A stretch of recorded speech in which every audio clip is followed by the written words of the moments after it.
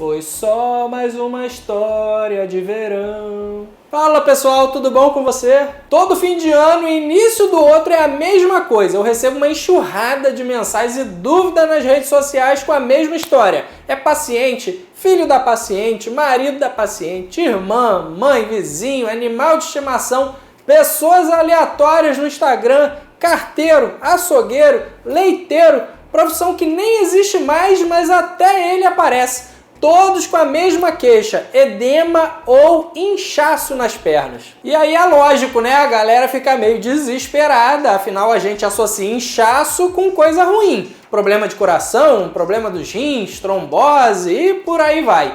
Mas nesse vídeo rapidinho aqui eu venho para te tranquilizar, talvez, e te explicar por que é tão comum disso acontecer nessa época e como a gente pode melhorar isso. Além, claro, de facilitar a minha vida, porque agora quando alguém perguntar é só eu mandar esse videozinho aqui para a pessoa. Então vem comigo!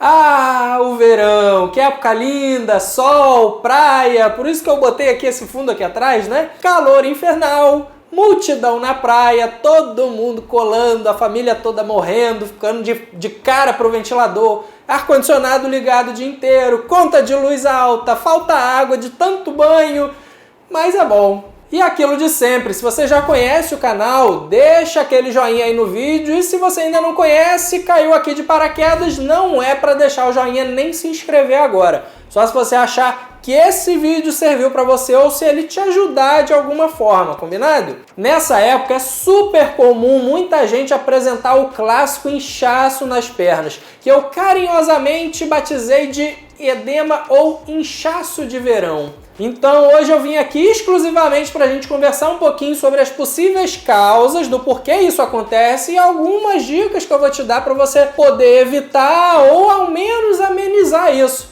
porque em muitos casos não é possível evitar completamente. E lembrando que eu já fiz um vídeo completão onde eu explico 10 outras causas de inchaço nas pernas que não são varizes. Eu vou deixar esse videozinho aqui em cima para você conferir. Lá você vai descobrir que a maioria dos inchaços não são causados por varizes. E falo muitas das causas mais comuns. Por exemplo, doenças do coração, dos rins, outras doenças circulatórias, problemas articulares como artrite, infecções, efeito colateral de alguns medicamentos e etc. Não deixa de passar lá para conferir. Mas hoje eu vou falar daquelas causas mais comuns relacionadas a essa época do ano. Algumas delas podem ser resolvidas com pequenos ajustes, pequenas mudanças de hábitos. Então vamos para elas.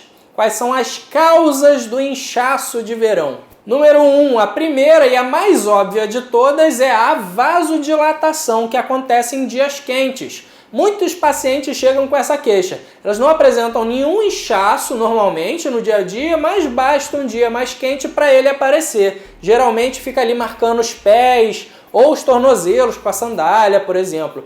E por que isso acontece? O calor ele causa nos vasos um fenômeno chamado vasodilatação, ou seja, as veias ficam mais dilatadas, mais abertas, recebendo mais sangue e dificultando o seu retorno. Além disso, o corpo ele é uma máquina, ele precisa trabalhar para não superaquecer. E uma das maneiras de resfriar o organismo é dilatando os vasos mais próximos da pele para produzir suor, que participa da regulação da temperatura do corpo. Número 2, pouca ingesta de água. Quando você bebe pouca água, o seu organismo pensa mais ou menos assim: essa doida tá bebendo pouca água de novo. Eu preciso segurar aqui comigo toda a água que eu tenho. E como o organismo estoca água? De forma muito simplificada, no nosso corpo a água ele segue o sódio. Então, para segurar a água, os rins param de eliminar sódio na urina. Então, o sódio e a água eles ficam retidos no corpo, que usualmente a gente chama de retenção hídrica. Mas essa é uma retenção capenga. A água ela fica solta no corpo e não onde ela realmente deveria estar. Por isso, geralmente, vai para onde a gravidade manda, que é nas partes mais baixas do corpo, como pés e tornozelos, e nas regiões onde tem mais frouxidão de tecidos, por exemplo, na cavidade abdominal, em volta dos órgãos e em volta dos olhos. e etc. Mas vale lembrar que é para beber água e não bebida alcoólica. E falando nisso, já vamos para o número 3. Em terceiro lugar, bebida alcoólica. Mas por que não vale a cervejinha para hidratar? O álcool, ele é um diurético que leva à desidratação. E aí a gente cai na mesma questão do número 2 que a gente já falou antes. Número 4, a alimentação desregrada. Nessa época a gente viaja mais, passeia mais, come coisas diferentes do que o nosso corpo está acostumado, come mais besteira e geralmente comida mais salgada, de digestão difícil e pouco saudável. Aquele churrasquinho, né? Quem que resiste? Então a gente vai colocando mais sódio para dentro e novamente voltamos para o tema da retenção líquida que a gente já falou. Além disso, alimentos de digestão mais difíceis, eles precisam deslocar mais água para o sistema digestivo e, portanto, eles roubam água do organismo. Percebe que a grande parte das causas recaem sempre direta ou indiretamente no mesmo tema da desidratação? Número 5, as inflamações. Nessa época também a gente sua muito, fica aquela nojeira, mas a gente tem que continuar a vida, né? Trabalhar e etc. E a gente tem que usar roupa de trabalho, muitas vezes calça, bota ou sapato fechado, e isso favorece o surgimento de infecções ou inflamações da pele. Por exemplo, aquelas brotoejas, uma erupção cutânea que é causada pelo suor e que ocasiona uma inflamação das glândulas sudoríparas. E como toda inflamação vem acompanhada de inchaço, aí você já viu, né? Inchaço de novo. Mas essa aqui não é a minha praia, essa é para os coleguinhas dermatologistas, então vamos adiante. Em sexto, a gente tem menos atividade física.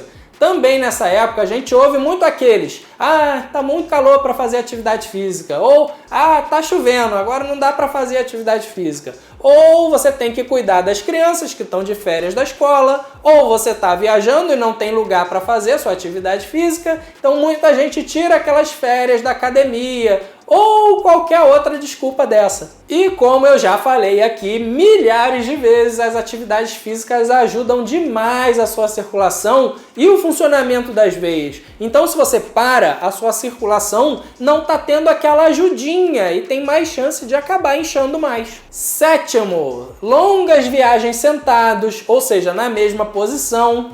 Número 8, você fica mais mole, fica mais tempo parado, maratonando série. Percebe que são muitos motivos, eu até cansei e parei de explicar no final. E por isso que é tão comum. E agora eu vou tentar te ajudar a como evitar ou amenizar esse problema na sua vida. Segura aí as dicas para evitar o inchaço de verão. Agora que você já entendeu as causas, ficou fácil. Basicamente, a gente vai tentar evitar os fatores causadores que eu expliquei até aqui. Tente reduzir banhos quentes, saunas ou exposição prolongada ao sol e ao calor para evitar a vasodilatação excessiva.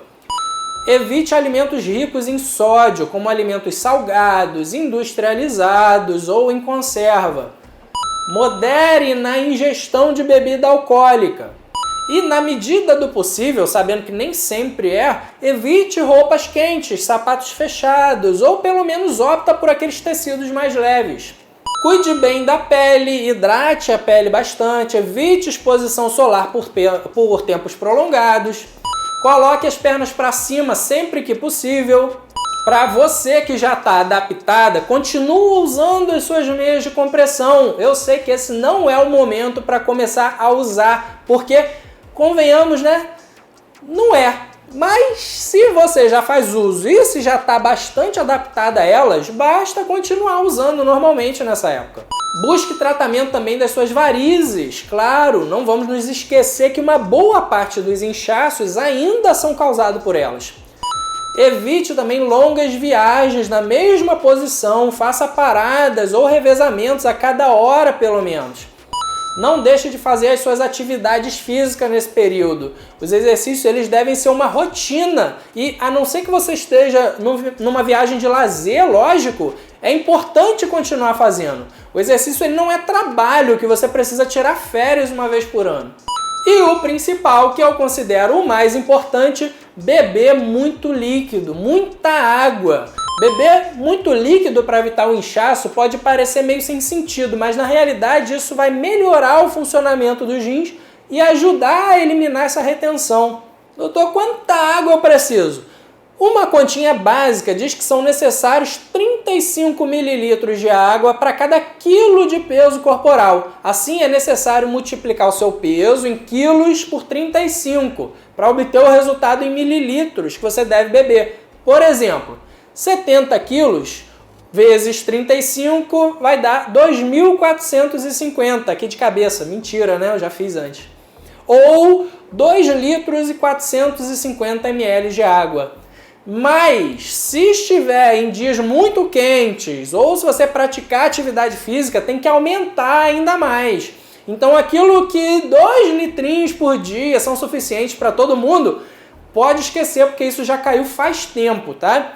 Por hoje é isso, galera. Acabou ficando maior do que eu imaginava, mas são informações muito importantes e que eu acredito que vão te ajudar demais. E lembra, tá? Essa vida sem varizes existe. E agora sim, se o vídeo te agregou de alguma forma, você está autorizado a clicar no botãozinho de seguir aqui embaixo para não perder os próximos vídeos, tá bom? Não deixa de me seguir também lá no Instagram, Dr. Felipe Varizes, que todo dia eu estou postando conteúdo e dicas como essa por lá também. Obrigado por você ter ficado até aqui comigo e até os próximos vídeos.